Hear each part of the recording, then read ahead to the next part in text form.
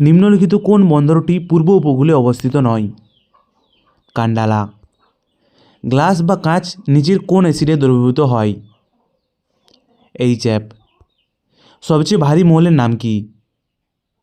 Uranium. যে তাপমাত্রাটিতে জলের ফোঁটা প্রধানত নির্ভর করে তা হল বায়ুর চাপ। নিচের কোনটি ভিটামিন বি কমপ্লেক্সের সদস্য নয়? Ascorbic acid.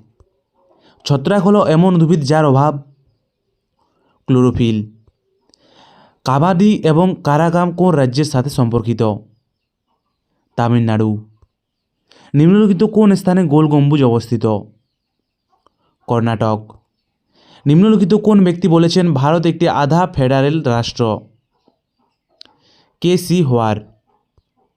ভারতীয় সংবিধানে স্বাধীনতার অধিকার রয়েছে ধারা 19 থেকে ধারা 22।